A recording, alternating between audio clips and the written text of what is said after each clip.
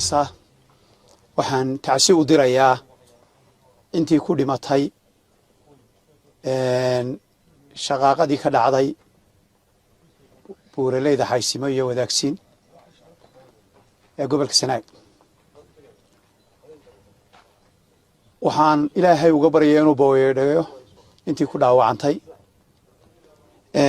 hawl culus bay ahayd, waxay ahayd geeri aan loo baahnayn. wixii dhacaya ilaahay baa qadaray. waxaanu rajaynaynaa in ay intaa ku eekaato. marka ugu horeysa waa yeelka gobolka Sanaag aad bay noola shaqeeyeen. hawshaa si laxaad leh labada reerba xidhayaashoodu waana u baxeen meeshii oo waa gaadheen oo waa joogaan. ilaa shalay ilaa dorhaadba waxaa la soo dhaweynayay sidii ciidamadu ay xabadda socotay u kala dhex geli lahaayeen.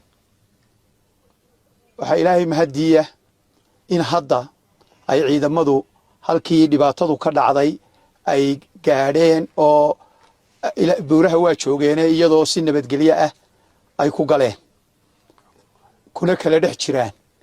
waxaanu rajaynaynaa inaan wax dambe dhicin oo aanay halkaa ka dhicin. waxaanu u soo jeedinaynaa cid kasta in ay u hoggaansamaan ciidamada, inay qaataan soo jeedintooda, inay xakameeyaan caadifadda. ciddii qaadan weyda amarka dawladda, ciidamadu waxay go'aan ku haystaan inay tallaabo sharciga waafaqsan ka qaadaan. waxaanu u jeedinaynaa bulshada in loo dheganuglaado ciidamada. waxa ay wadaan waa nabad. waxa ay had iyo habeen u taagan yihiin waa difaaca qaranka, waxa weeyaan ilaalinta nabadgelyada dadka. waxa ay u badheerayaan meel xabadi ka socoto inay ku dhex galaan oo naftooda ku waayaan. waxa weeyaan inay badbaadiyaan dadka, inay badbaadiyaan. waxaanu leenahay qof kastaba in ciidamada la maqlo amarkooda, colaadaana la joojiyo.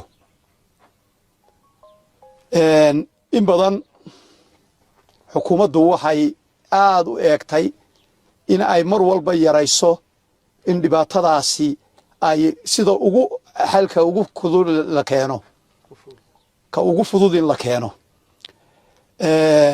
waxaan ku rajo weynaa dadkan dhibaatadu soo kala gaadhay waa hal family,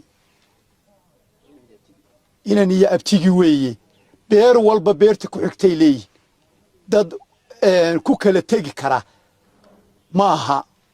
nin kasta oo colaadooda ka shaqeeyaana isagunba aakhiradiisa waayey. dadkani way deganaanayaan ilaa qiyaama sac way deganaanayaan.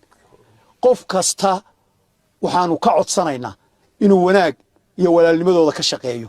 qof allaale qofkii u damqanaya taasaa la gudboona la helo caqliya.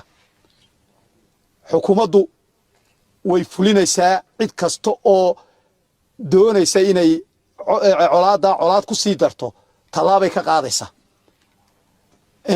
intaa haddaan ka gudbo, runtii wasiirka arrimaha gudaha waxaan uga mahadnaqayaa intii hawshaasi ay socotay habeen iyo maalin inaanu naga seexan.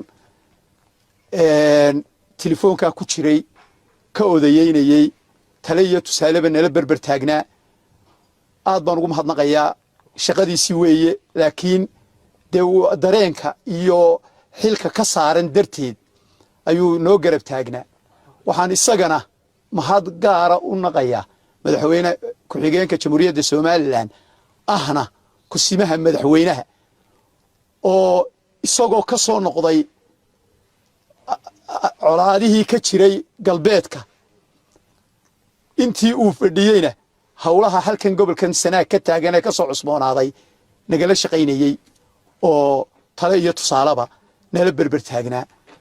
aad baan ugu mahadnaqayaa cid kasta oo xukuumadda ka mid ah oo nagala shaqaysay oo isku berbertaagtay howlaha uu guddoomiyaha gobolku hayo xoghayihiina nala joogo guddoomiye ku-xigeenkii oo intii hore howlihii hore nala joogay laakiin ku maqan maamulka degmada dhammaantood waxaan uga mahadnaqayaa in ay si hagar la'aana ummaddooda ugu adeegayaan waxaan leeyahay abaalkiina ilaahay baa iyo abaal marin doona waxaan ku soo khulaasaynayaa halkaa colaaduhu ka socdaan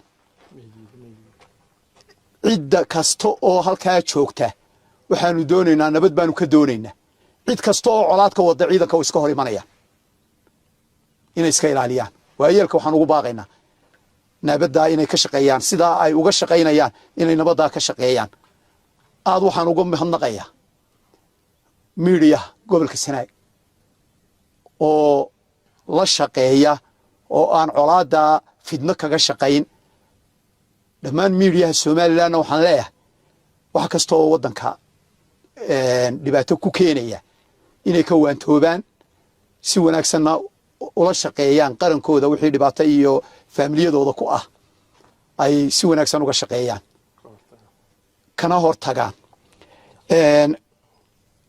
intaasaan ku soo khalisayaa waxaan ilaahay ka baryayaa kuna rajo weynahay maadaama ciidamadii kala dhex galeen in arrintaasi intaa wixii ka dambeeya ay sidii loo kala guri lahaa loo imanayo cid walba waxaan leeyahay isxakameeya dulqaata ku samra geeridu waa xaq intii dhimanaysay ilaahay baa qadaray inta dambe aynu u talinno aad iyo aad waxaan uga tacsiyeynayaa aad iyo aad bay aanu uga damqanaynaa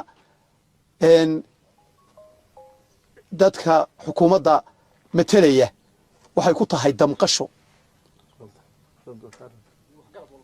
iyo qof kasta oo caqli leba wuu ka damqanayaa waanu la qaybsanaynaa dhibaatada waxaanu codsanaynaa in lagu samro oo aynu arrintaa wanaag insha allah aynu ku soo dhammayno aad baan idiin wada salaamayaa shacabka reer Somaliland